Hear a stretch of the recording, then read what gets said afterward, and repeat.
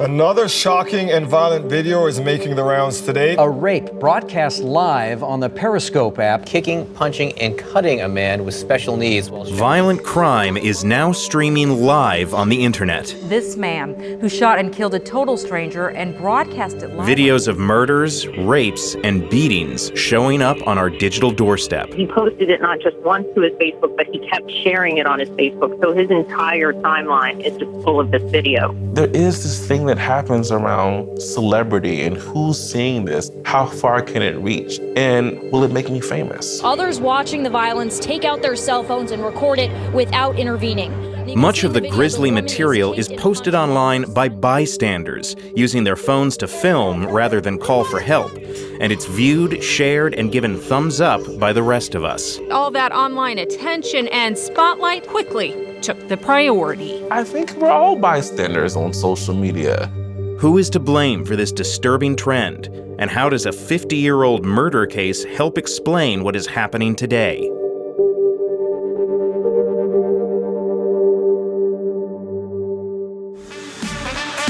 Am I live? What up, Peach? We are live from Phuket Walking Street. 2 months after the public launch of Facebook Live last year, more than 800,000 people tuned in to watch an exploding watermelon.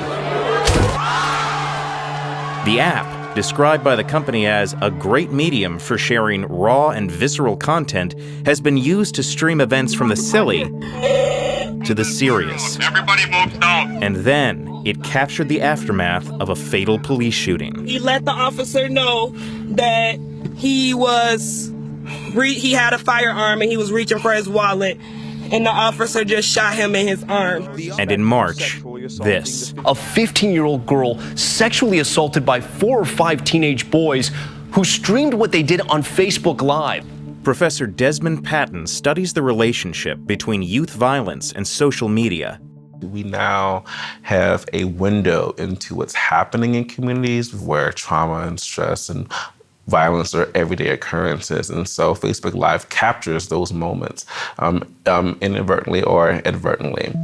In the sexual assault case, Chicago police have charged 2 juveniles with taking part and using their phones to share it online. Authorities say at least 40 people viewed the Facebook Live video, but not a single person called police. It just disgusts me. But police went out of their way to chastise another group, what might be called the digital bystanders. Where are we going? What are we doing as a society that people will actually look at those crimes taking place and not pick up the phone and dial 911? But that troubling question is not unique to the digital age. Take a case from more than 50 years ago. In March 1964, 28-year-old Catherine Genovese, or Kitty as she was called, headed home from work well past midnight, unaware she was being followed by a serial killer.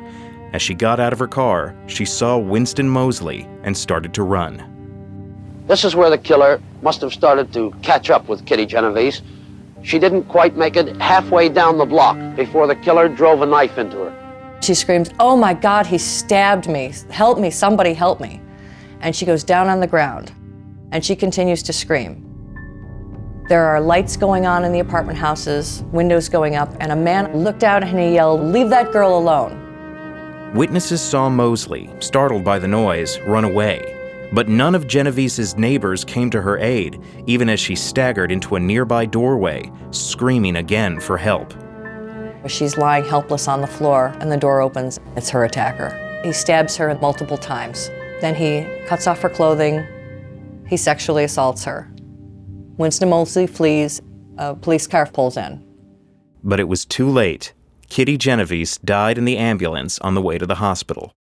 At first, the murder was not big news. But 2 weeks later, after a tip from police, the New York Times published a chilling front-page story that began, for more than half an hour, 38 respectable, law-abiding citizens in Queens watched a killer stalk and stab a woman. The story was absolutely and utterly shocking. No one could imagine that not only would people fail to call the police, but that they would watch the murder take place over half an hour. One witness was quoted as saying, "I didn't want to get involved." The story became a sensation. and the public reacted with disgust and fear of city life. Tell me why you felt it was necessary for you to carry a knife. The Kitty Genovese case, where no one came to her rescue, even though she begged for help. 38 of her neighbors watched a woman die. And when it was over, they all went back to bed. In the aftermath of the murder, the 38 witnesses who were not involved in Kitty's murder, but were only witnesses to it, had been portrayed almost worse than the murderer himself. 29-year-old Winston Mosley was picked up by the police and confessed to the killing. The detectives asked the killer, "How could you attack this woman in front of so many witnesses? Weren't you afraid?" And the killer said, "I knew they wouldn't do anything. People never do." Genovese's death became a metaphor for public apathy and moral decay. But two young social psychologists, John Darley from NYU and Bib Latané from Columbia University, had a different take. Perhaps Kitty Genovese might have been alive today if fewer people had seen her. Their idea became known as the bystander effect. What struck me and struck John as we talked about it is that 38 might not have been just a coincidence. It might have been a cause. It might have been what made it happen. That it might have been that each of the people was actually concerned, but somehow was misled by the idea that other people were watching.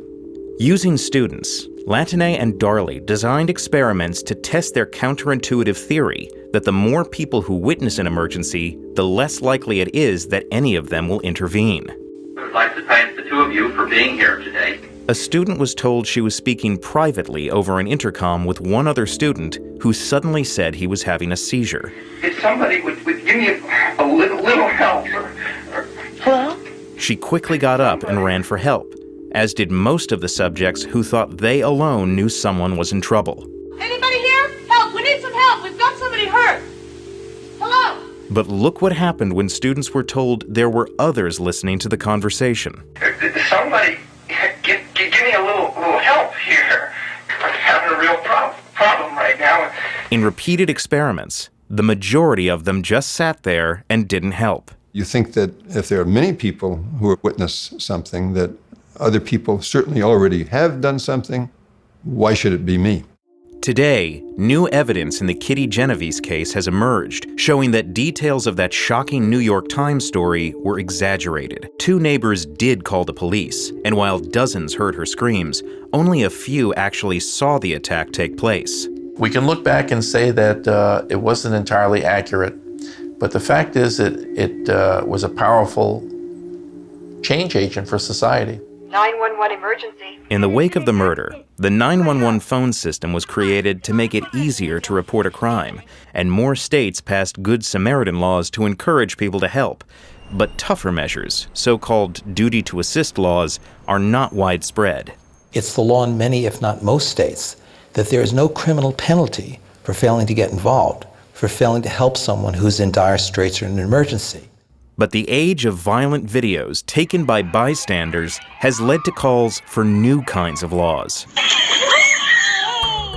Last December, a 14-year-old California boy suffered permanent injuries during an assault by one teen, while another filmed it and posted it on Snapchat. Why would you do this?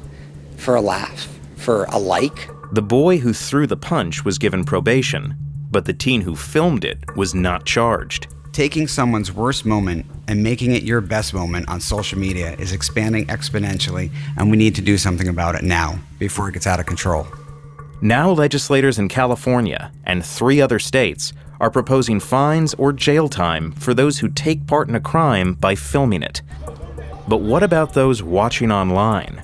Viewing things around rape and beatings and murder are extreme cases that are actually rare on social media.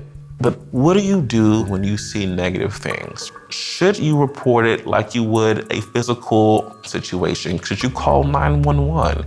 Should you call a community-based organization? I think that police and schools and parents and technology companies can come together and really put forth some ideas on what people should do. Under fire for not anticipating how its live app could be used, Facebook plans to hire another 3,000 people to remove offensive material so its users don't become unwitting bystanders to violence. We will keep doing all we can to prevent tragedies like this from happening. But social scientists say the bystander effect, taught in textbooks worldwide, is a much broader phenomenon, as ingrained in us today as when it came to light 53 years ago in the Kitty Genovese case. What we now understand is that this observation and not knowing what to do is something that we've done for a really long time, and that technology has not shifted that. It just puts a finer point on what we've already been doing. And I think we should stop there and think about, well, why are kids doing this to other kids? And social media gives us an opportunity to really dig into that. And so that's where I think our attention should be at this moment.